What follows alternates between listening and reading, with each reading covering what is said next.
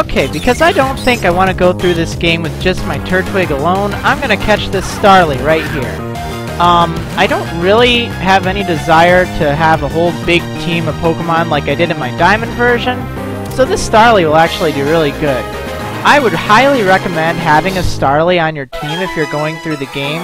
It's a really solid Pokemon, really nice. Catch one early on, train it up. Once it becomes a Staravia and a Staraptor, it's really good.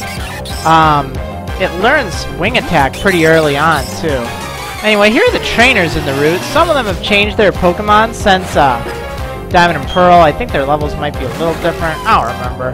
But, yeah, one of them has a Starly at level 5. One of them has a Bidoof at level 5. And this guy, I think he used to have a Shinx in Diamond and Pearl.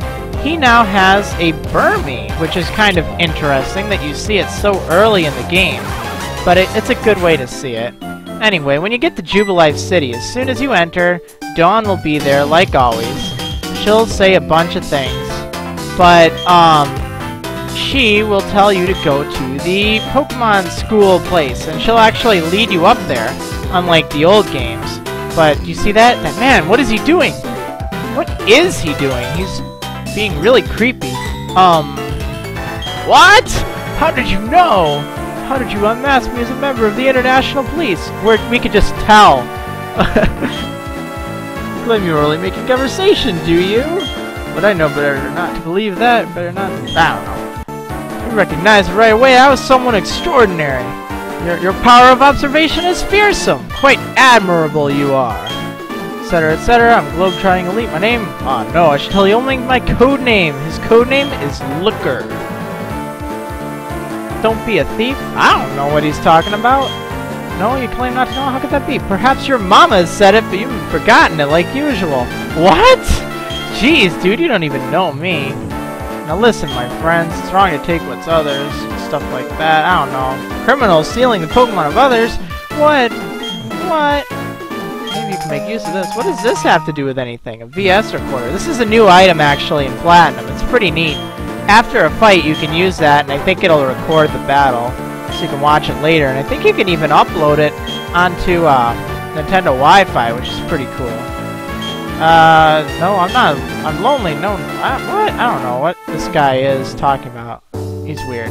Working for the International Police must be hard. That's all she says. It's like, wow, that guy wasn't weird at all. It just must be hard. Huh. What a weird person. Okay, so anyway, in Jubilife, you'll find that Pokemon school here, and Barry's there like he was in the last game. You give him the parcel. What's inside? Score! It's a town map. Why are there two in here? Yeah, so he gives you the second town map, just like in the old games. So, then he tells you to go to Orberg City, go to the gym, and he runs off.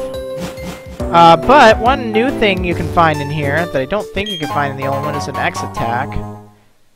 Not really that helpful, but kind of nifty. Yeah, this Poketch guy, he's still there, and you still need to track down those campaign clowns. All you need to do is find 3 clowns in Jubilife City. Hey, there's a clown! Just answer yes.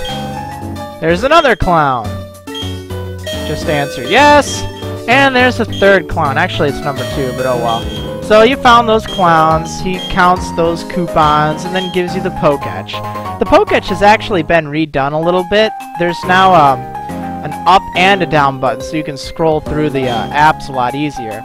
Okay, these 2 trainers here in the Pokemon School, they're still there, but this time they're using different Pokemon. The school kid Harrison, he's using a Starly at level 6 rather than an Abra. And this girl here, she's also using a different Pokemon. I think she also used an Abra back in the old games, but now she uses a Bidoof. I don't know, maybe she did use a Bidoof, I don't remember. Too lazy to look right now. But one thing that's kind of disappointing is after you beat both of them, if you talk to the guy there, in the old games, he'd give you TM10. Now he just gives you a potion. I mean, okay, thanks a lot for giving me that potion. I much rather would have had TM10. Oh well.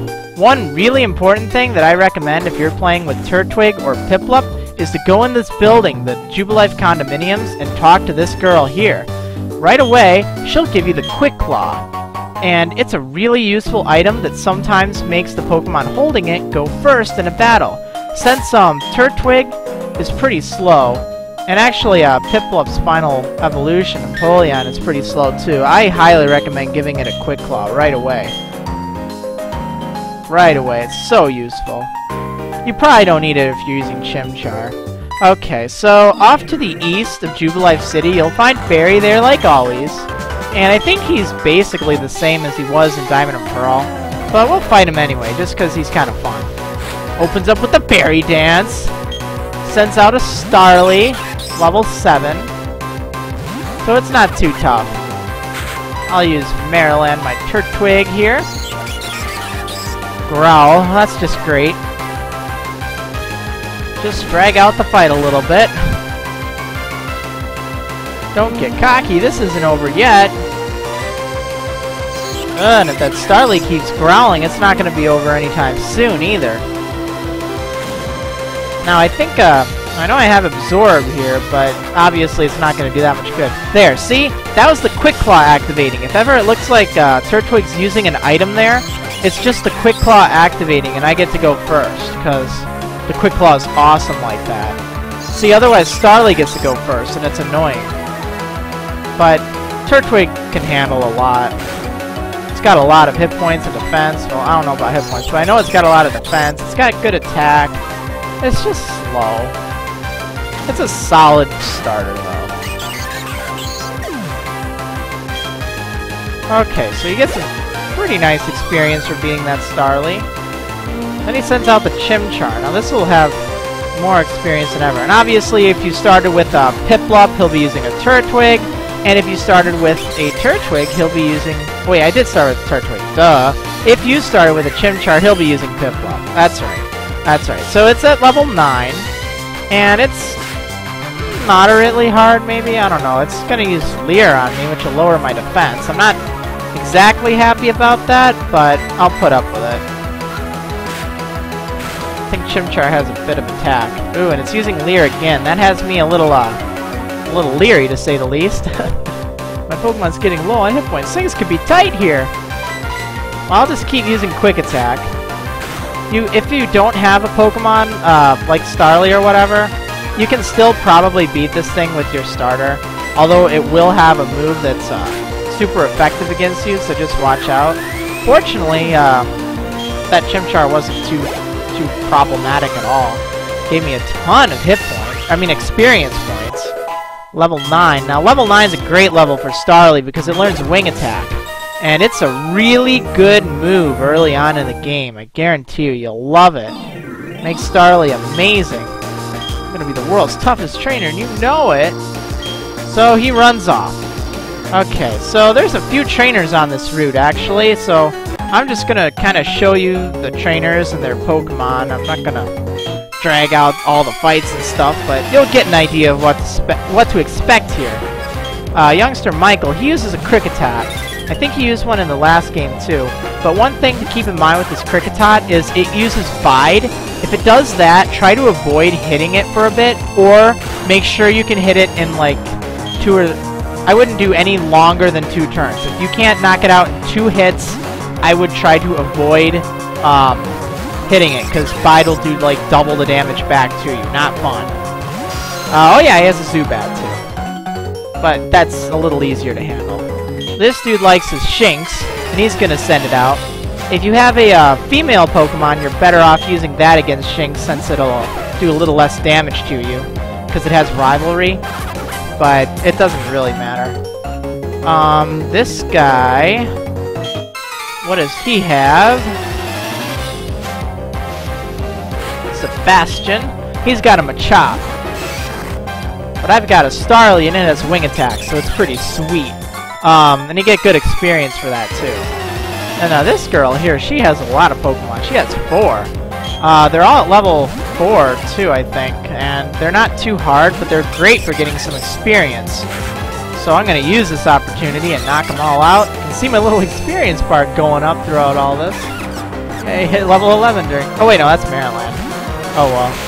Alright, yeah, she has an Abra too at the end. I got a nifty keen gym badge. She's got her gym badge already. Here's why. She has a Psyduck on her team. Now you can catch a Psyduck up in, I think, Ravage Path and an Orberg Gate where we're about to enter. You can catch one and they work good for taking on the gym leader. It's a bit of a pain to knock out that Psyduck though, so anyway. On the next episode, we're going to be entering the Orberg Tunnel and making our way to the gym.